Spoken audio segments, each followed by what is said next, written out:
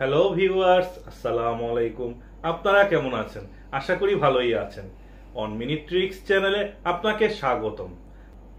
আজকে আপনারা দেখবেন ফাংশন কি F1 থেকে F12 পর্যন্ত এর ব্যবহার। আসুন কথা না বাড়িয়ে চলে যাচ্ছি স্ক্রিনে। এই ভিডিও দেখে আপনারা যদি উপকৃত হন, আপনারা অবশ্যই আমার চ্যানেলটি সাবস্ক্রাইব করবেন। এর পাশাপাশি বেল আইকনে ক্লিক করে রাখুন, যাতে পরবর্তী ভিডিওর নোটিফিকেশন সবার আগে আপনার কাছে পৌঁছে যায়।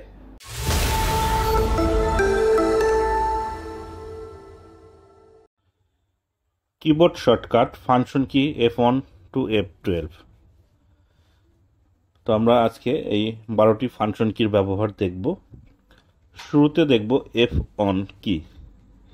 ফাংশন কি F1, এটা যখন আপনারা প্রেস করবেন, ওপেন হেল্প মেনু এটা চলে আসবে ডান পাশে। আপনারা তখন এখান থেকে আপনাদের কোনো এক্সেল রিলেটেড হেল্প প্রয়োজন হলে সেটা লিখে সার্চ বাটনে ক্লিক করবেন। এখানে সেই রিলেটেড আপনার প্রশ্নের উত্তর চলে আসবে। তো এখানে কিছু ভিডিও এখানে আপনারা দেখতে পারবেন এটা ক্লিক করে, যদি ইন্টারনেট অ্যাক্সেস থাকে। তো open help screen F1 button, তো এটা আপনারা আপনাদের প্রয়োজন অনুযায়ী ব্যবহার করতে পারেন। এরপর আমরা দেখব ফাংশন কি F2। আপনারা যখন F2 প্রেস করবেন, অর্থাৎ এডিট দ্য অ্যাক্টিভ সেল, আপনার মাউস পয়েন্টারটি যেখানে থাকবে সেখানে F2 বাটন ক্লিক করলেই সেই সেলটি এডিট অপশন মোডে চলে যাবে। আপনি চাইলে তখন সেখান থেকে টেক্সট, নাম্বার সব কিছু এডিট করতে পারেন। ফর্মুলা ধরুন এখানে 25 আছে, আমি F2 প্রেস করলাম, এডিট মোডে চলে গেল, আমি এখানে 20 লিখে দিলাম। তো এভাবে আপনারা F2 কির ব্যবহার করতে পারেন। এরপর আমরা শিখব হচ্ছে F3 ফাংশন কি। এটা display the dialog box with a list of available name. এটা আপনারা যদি সরাসরি F3 কি প্রেস করেন কোনো কিছুই আসবে না। তো শুরুতে আমি আমার সম্পূর্ণ ডাটাবেসটি সিলেক্ট করে নিলাম। এরপর আমরা ফর্মুলা স্টেপ থেকে নেম রেঞ্জে যাব। নেম ম্যানেজারে দেখবেন ক্রিয়েট ফ্রম সিলেকশন, এটা ক্লিক করলে একটা পপ আপ উইন্ডো আসবে। আমরা টপ রোটা সিলেক্ট করে ওকে বাটনে প্রেস করব। এখন আমরা F3 প্রেস করলেই এই লিস্টটি চলে আসবে। এখন আমি যদি জানুয়ারি মাসের টোটাল চাচ্ছি, ইকুয়াল লিখে SUM সাম লিখব। ফাংশন অ্যাক্টিভেট করে আমরা F3 বাটন প্রেস করব, অথবা JAN লিখব। আমরা F3 বাটন প্রেস করে জানুয়ারি সিলেক্ট করে এন্টার বাটনে প্রেস করব, জানুয়ারি মাসের টোটাল চলে আসবে। আসুন আমরা ম্যানুয়ালি দেখে নেই। এখানে 100টি প্রোডাক্টের টোটাল হচ্ছে 5679। এখন ফেব্রুয়ারি মাসে আমরা অ্যাভারেজ চাচ্ছি, আমরা ইকুয়াল সাইন প্রেস করে অ্যাভারেজ ফাংশনটি অ্যাক্টিভেট করব। তারপর F3 বাটন প্রেস করব। এখন এখানে লিস্ট থেকে আমরা ফেব্রুয়ারি সিলেক্ট করে ওকে বাটনে প্রেস করব। তাহলে আমাদের এখানে ফেব্রুয়ারি মাসে অ্যাভারেজ চলে আসবে। তো এখানে ফেব্রুয়ারি মাসের অ্যাভারেজ আমরা ম্যানুয়ালি দেখে নেই। এখানে দেখুন অ্যাভারেজ 53.3 নিচে আপনারা দেখতে পাচ্ছেন। তো এখানে আমরা যদি কমা সেপারেটর ইউজ করি 53.3 চলে আসছে।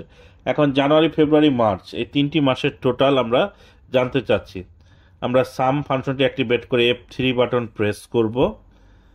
তারপর লিস্ট থেকে প্রথমে জানুয়ারি, তারপর কমা দিয়ে পুনরায় F3 বাটন প্রেস করব। তারপর ফেব্রুয়ারি, কমা দিয়ে পুনরায় F3 বাটন প্রেস করব। এরপর মার্চ সিলেক্ট করে আমরা ওকে বাটনে প্রেস করব, তারপর এন্টার দেব ফাংশনটি ক্লোজ করে। জানুয়ারি, ফেব্রুয়ারি, মার্চ এই 3 মাসের টোটাল আমাদের চলে আসবে। তো এভাবে আপনারা F3 কি এর ব্যবহার করতে পারেন। তো ফাংশন কি F3 এর ব্যবহার আপনারা শিখে নিলেন। এখন আমরা দেখব ফাংশন কি F4 cell fixing or cell reference. এখানে লক্ষ্য করুন, এখানে ইন্স্যুরেন্স কস্ট দেওয়া আছে, প্রোডাক্টের ওয়েট অনুযায়ী এটা প্রোডাক্ট কস্ট অ্যালোকেশন করতে হবে। আমি এখানে C2 সিলেক্ট করে আমি এটা যদি F4 বাটন প্রেস করি, এই ইন্স্যুরেন্স কস্টের সেলটি ফিক্স হয়ে যাবে। Total wait, grand total wait দ্বারা আমরা সেটাও ফিক্স করে নিলাম। তারপর কমা বাটন প্রেস করে, সরি, মাল্টিপ্লাই প্রেস করে নেট প্রোডাক্ট ওয়াইজ সেলটা সিলেক্ট করে দেব। এখন আমরা টেনে দেখব, দেখুন এখানে সেল কিন্তু ফিক্স আছে। এখন আমরা টোটালটা ফিল হ্যান্ডেল করে দিলে দেখুন টোটাল টাকা 14,355, এটা ওয়েট অনুযায়ী অ্যালোকেশন হয়ে গিয়েছে। আমরা যদি সেল রেফারেন্স ফিক্স ছাড়া এই কাজটি করি সিমিলার ওয়েতে, দেখুন প্রথমটির রেজাল্ট সঠিক দেখাবে, তারপরের রেজাল্টগুলো ঠিক দেখাবে না। দেখুন আমরা যখন এখানে সর্বশেষ বা দ্বিতীয়টিতে সিলেক্ট করলাম, সেল রেফারেন্স কিন্তু আমার মুভ হয়ে গিয়েছে, আপনারা দেখতে পাচ্ছেন। এখানে যখন প্রেস করব দেখুন সেল রেফারেন্স কোথায় চলে গিয়েছে। তাই এখানে F4 বাটন ইউজ হয় সেল রেফারেন্স ফিক্স করতে। এই সেল রেফারেন্স নিয়ে আমার বিস্তারিত ভিডিও আসবে, আপনারা দেখে নেবেন পরবর্তীতে। আমরা এখন ফাংশন কি F5 অর্থাৎ go to pop up window এর ব্যবহার শিখব। আমরা আমার ডাটাবেসটি এখানে সিলেক্ট করে F5 প্রেস করব, go to pop up window থেকে ব্ল্যাঙ্ক সিলেক্ট করে ওকে বাটনে প্রেস করব, তারপর ব্ল্যাঙ্ক সেলগুলো আমরা কালার করে নেব। অর্থাৎ F5 বাটন প্রেস করলে go to pop up window আসে, সেখান থেকে স্পেশাল বাটনে ক্লিক করলে এর ব্যবহার আপনারা আমাদের কাট কপি পেস্ট এই পর্বের মধ্যে দেখে নিয়েছেন। তারপর F6 ফাংশন কি F6, এটা হচ্ছে নেক্সট প্যান, অর্থাৎ আপনি যখন F6 প্রেস করবেন এখানে আমার শিট, যে শিট আছে সেই শিটে চলে যাবে, আবার পুনরায় সিলেক্ট করলে ম্যাক্রোতে চলে যাচ্ছে, আবার F6 কি প্রেস করলে active Windows shortcut menu tab shortcut মেনুতে চলে যাবে।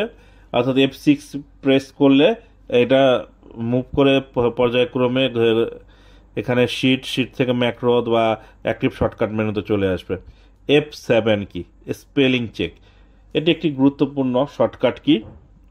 দেখুন আমার এখানে দুটো সেলের মধ্যে ওয়ার্ডের বানান ভুল আছে, আমি F7 প্রেস করে দেখুন এখানে মান্থ বানানটা ভুল আছে, আমি চেঞ্জ করে নিলাম। কালেকশন বানানটা ভুল আছে, এটা আমি চেঞ্জ করে নিলাম। অর্থাৎ F7 কি প্রেস করলে আপনার কোনো ওয়ার্ড বা টেক্সট কোনো কিছু ভুল থাকলে সেটা আপনি স্পেলিং চেকের মাধ্যমে সঠিক করে নিতে পারেন। তারপর আমরা শিখব F8 extension mode, extension of the mode. অর্থাৎ আপনি যে কোনো সেলের কার্সরটি রেখে F8 বাটন প্রেস করে মাউস পয়েন্টার যেখানে রাখবেন সম্পূর্ণ ডেটাবেস ততটুকু সিলেক্ট হয়ে যাবে। তারপর আবার যে সেল থেকে শুরু করেছেন সেখানে রেখে পুনরায় F8 কি প্রেস করলে সেটা পূর্বের অবস্থায় ফিরে যাবে। এখন দেখুন কালেকশন আমি ক্লিক করে F8 প্রেস করলাম, যেখানে আমি মাউস পয়েন্টার নিয়ে যাব সেখানে আমার ততটুকু ডাটা আমার সিলেক্ট হয়ে যাবে বা এরিয়া সিলেক্ট হবে। F8 কি হচ্ছে এক্সটেনশন মোড, অর্থাৎ সিলেকশন মোডটাকে এক্সটেন্ড করে দেয়। তারপর আমরা দেখব ফাংশন কি 9 রিক্যালকুলেট অল ওয়ার্কবুক। আপনারা মাঝে মাঝে এই সমস্যা পড়তে পারেন, ক্যালকুলেট নাও এখানে অটোমেটিক দেওয়া আছে, এটা ম্যানুয়ালি চলে আসলে অনেক সময় দেখবেন আপনাদের ফাংশন বা কোনো প্লাস মাইনাস যোগ বিয়োগ এগুলো কাজ করছে না, ম্যানুয়ালি আপনাকে করে নিতে হচ্ছে। দেখুন এখানে আমি যখন 10 দিলাম টোটাল রেজাল্টটা পরিবর্তন হচ্ছে না, এই রেজাল্টের অংশে রেখে আমি F9 প্রেস করলে ম্যানুয়ালি হচ্ছে, কিন্তু এক্সেলে তো এই কাজটা বাই ডিফল্ট অটোমেটিক থাকে। তো F9 হচ্ছে রিক্যালকুলেট অল ওয়ার্কবুক যদি আপনারা ম্যানুয়াল মোডে চলে যায়, কিন্তু আমরা তো এটা ম্যানুয়াল মোড করব না, ফর্মুলাস ট্যাবে যে ক্যালকুলেশন অপশন থেকে আমরা অটোমেটিক করে দেবো। এখন আমি কোনো নাম্বার পরিবর্তন করলে সেটা ফাংশনগুলো অটোমেটিক্যালি কাজ করবে। তো আপনাদের যখন এ ধরনের প্রবলেম ফেস করবেন তখন এটা অটোমেটিক করে নেবেন, এটা অনেকে জানে না, তাই ঘন্টার পর ঘন্টা আপনাদের এই সময়গুলো নষ্ট হয়ে থাকে। এখানে ফাংশন কি F10 অ্যাক্টিভ শর্টকাট মেনু, আপনারা এটা অল্টার বাটনের সহায়তা করে থাকেন, আবার F10 কি প্রেস করলেও অ্যাক্টিভ শর্টকাট মেনু চলে আসবে। তো F10 কি প্রেস করলে আপনার শর্টকাট মেনুর কির ব্যবহার দেখতে পাবেন। তো এখন সেখান থেকে যে ট্যাবে দরকার সেই ট্যাবের নাম্বার ওয়ার্ডটা প্রেস করলে সেখানে চলে যাবে। F1 এখানে ইনসার্ট টেবিল দেওয়া আছে, অ্যাকচুয়ালি এটা লেখা ভুল আছে। আপনারা যখন আপনার ডাটাবেসটি সিলেক্ট করে F1 প্রেস করবেন এটা চার্ট, একটা নতুন শিট তৈরি হবে, এটা দিয়ে চার্ট আকারে দেখাবে। তো এখানে দেখুন চার্ট দেওয়া আছে। এখানে ইনসার্ট, এখানে চার্টস আমরা লিখে দিলাম। আপনার চার্ট ইনসার্ট করতে F11 কির ব্যবহার করতে পারেন। এই ডাটাবেস আমরা এই শীটটি ডিলিট করে নিলাম। আমরা দেখুন পুনরায় ডাটাবেসটি সিলেক্ট করে F11 কি প্রেস করব, এটা চার্টটা চলে আসবে। এখন এখান থেকে বাই ডিফল্ট চার্ট কিছু স্যাম্পল দেওয়া আছে, আপনার প্রয়োজন অনুসারে সেটা সিলেক্ট করে নিতে পারেন। এখানে কলাম চার্ট দেয়া আছে। তো আপনার F11 কি এর ব্যবহার হচ্ছে এটা চার্ট ইনসার্টে কাজে দেয়। তো আমাদের এখন সর্বশেষ শর্টকাট কি হচ্ছে F12, save age active file. আপনার F12 কি প্রেস করলে আপনার যে ফাইলটি আছে সেটা সেভ এজ অপশনে চলে যাবে, সেখান থেকে নাম পরিবর্তন করে আপনারা সেভ করে নিতে পারেন। তো এখানে যতগুলো শর্টকাট কি আপনারা দেখলেন বা শিখে নিলেন, এর প্রত্যেকটির মধ্যে কোনটা আপনার প্রিয় শর্টকাট কি কমেন্ট বক্সে কমেন্ট করে জানিয়ে দিবেন।